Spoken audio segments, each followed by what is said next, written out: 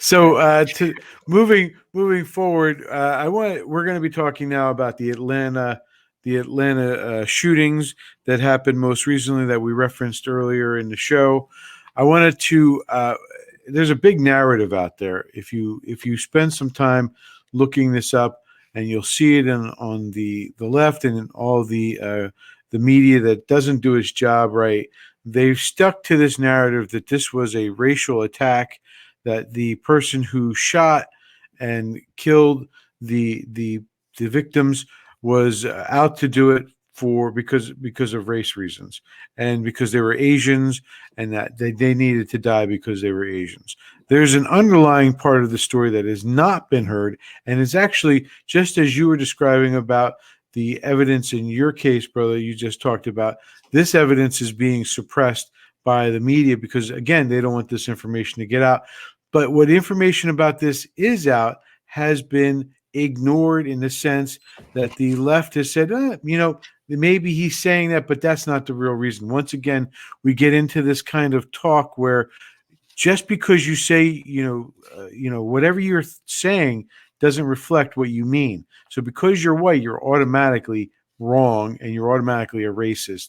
That's where this narrative is coming from. It's where it's been coming from for a while, and we've known that for over a year, more than a year.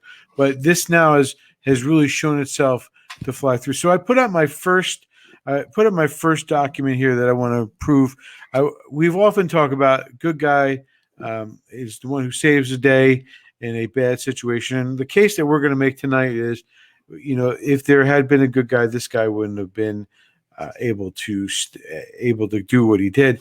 And I start off with this 69-year-old grandmother that you see on the screen. She defended herself from being attacked. Most recently, I think this is actually 2015 or 2010. She heard a burglar breaking into her house and fired 3 shots. She wounded the guy, and he was later arrested. So I start off with that because, again, I want to remind everybody that owning a firearm is not a wrong thing. Owning a firearm, it can save your life. And I also want to prove now that this gentleman whose name is Sheriff Lopinto. Lopinto here talks about the case that we covered a couple weeks ago, brother. If you remember the the Jefferson Parish shooting at the gun range, where an individual, this guy here on the camera, he was shooting up the range, and 7 employees took this guy down. And was able to respond to him. Again, a situation where a good guy with a gun came to the rescue. And I'm going to play 2 clips from this before we move on to Atlanta. So please listen. For additional victims. He then decides to proceed back to the front of the store, where he opens the door for a moment, encounters one of the employees, and retreats back into the store. When he retreats back into the store, he decides to come out the 3rd time. And as he comes out the 3rd time, he is encountered by several employees. He exchanges fire with one of them, in which he strikes one of those employees in the leg. And then several other of the employees who had exited through other exits through that store, who were at other places of the store and encountered him in the front parking lot, where they exchanged additional rounds, ultimately leading to the death of Joshua Williams. We had a total of 7 employee shooters, including Mr. Noah Fishback, and the one actual shooter. I did say at the original scene. So I want to jump ahead now to something you don't hear a lot in media itself, but this guy definitely does it. Along with the employees of the Jefferson Gun Outlet. And I want to make sure that I thank those employees. Those employees did not come to work looking for a fight that day. They were put into a decision-making process that they did not ask for. But they acted calm, collectively, and really protected a lot of people that day. There was a concealed weapons permit class going on upstairs. They were able to secure the members within that room, and then took their own lives at hand in order to exit and be able to take other positions. And, they really did a good job out there of making a horrible situation, which could have been a lot worse at the end of it. And I think it's just important to be able to recognize them for what they had to deal with that day. So I guess my point here is you don't hear that kind of talk very often. What you hear is what we're going to be talking about in a few minutes, where guns are evil, and if you own a gun, you must be evil. If you are white, you must be evil, and that's the kind of conversation that you see coming from this latest incident. So now we're going to jump to our first video from Facebook.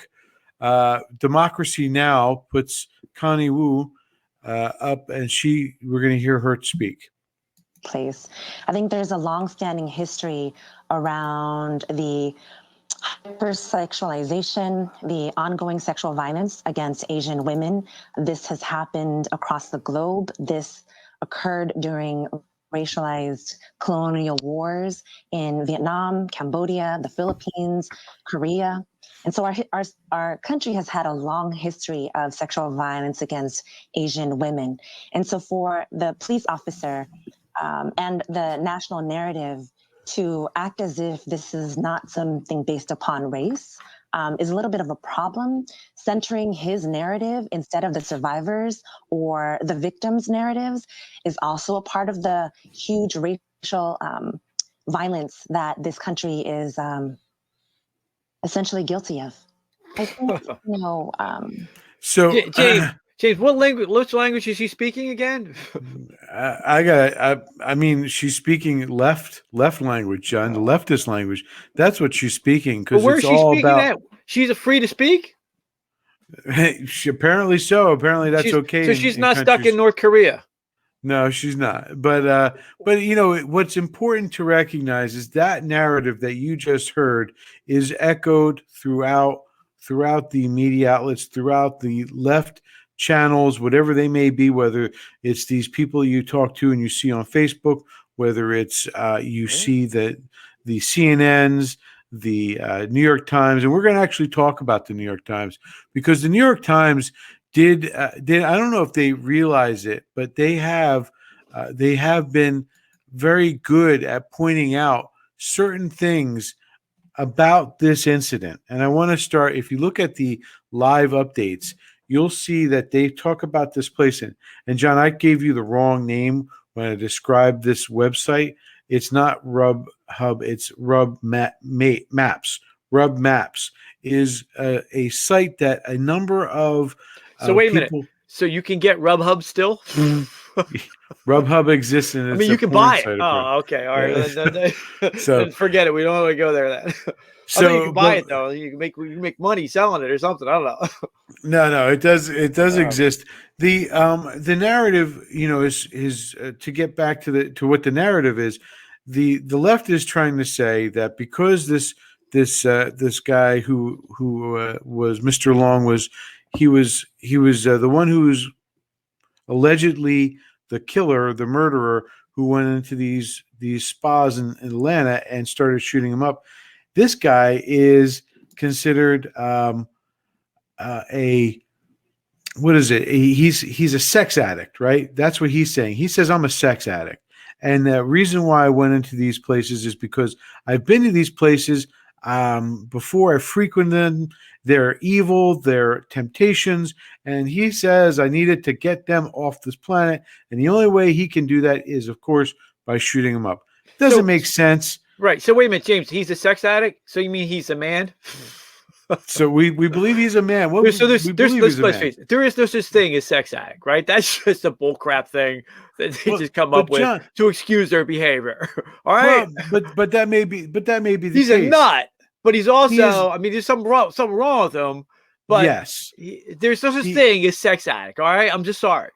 Well, but he did go to classes, or he did go to some place, and is well known to have had this problem.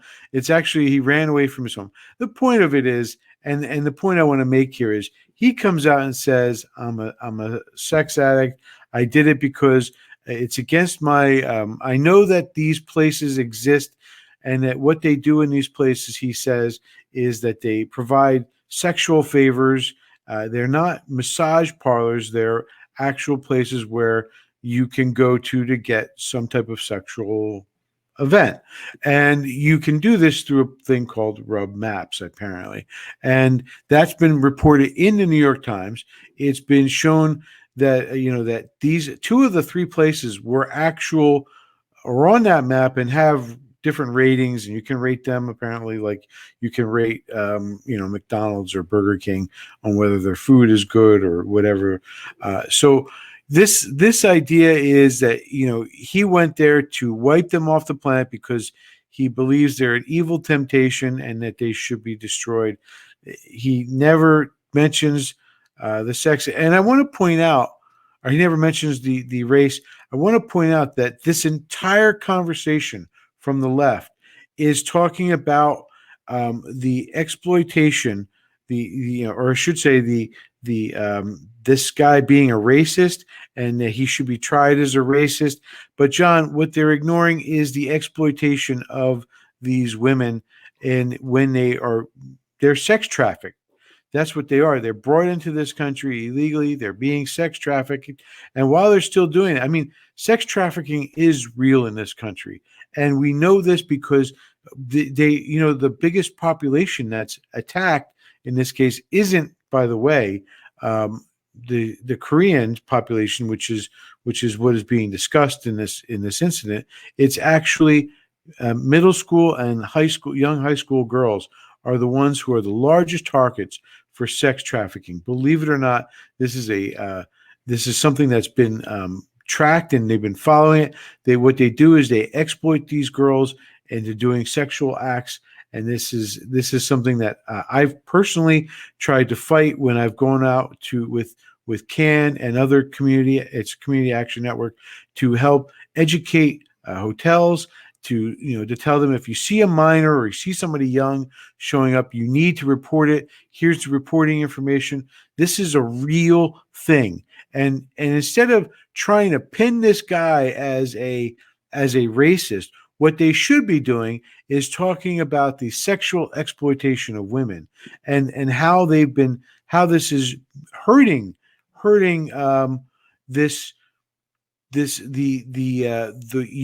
young people more than any other group, young girls who are being the ones. And I'm not talking, this is not me talking about, something like what they try to do to Brett Kavanaugh. That's not what I'm talking about. I'm talking about the criminal organizations which are using young women to advance and to make money off of. That's what I'm talking about. And that's what this is too. That this here is evil. What this guy did is evil, no doubt about it. But their fact that they're ignoring this deep evil in using instead this as a cudgel to go against white people because it's racist. It's not about racism. 3 of the 9 victims were not Asians. They were people who were there. And so this it's disgusting. It's absolutely disgusting. And it's something that needs to be called out. And I've you and I have talked about, I think I've talked to you about this before, but if you look at the data that they're putting out there, that this roommate, for example, there's a roommate who lived with the guy for a while. He says the guy was screaming at me, he was screaming that he needed help. He wasn't physically screaming, but his actions were screaming out that he needed help. Now, part of that help is he would say to his roommate, "Can you take my computer away from me so I don't go and go have sex in these places? Can you stop me by taking my computer away, or taking my wallet away, or doing any number of different things?" That he had this problem where he was going out at least once a month to these massage parlors, and still, okay, you say that sex addiction isn't real, okay, but that's not really the argument here. The argument is the problem is these women are being exploited, and the media is choosing to attack the wrong group. And I think that's all I have to say about that, brother. Okay. Which gives you 5 minutes left to do your last segment. And thank you, Ryan. By the way, Ryan threw up there that he's in agreement with what I was saying. Thank you, Ryan. Thanks, brother. Thank you, Ryan.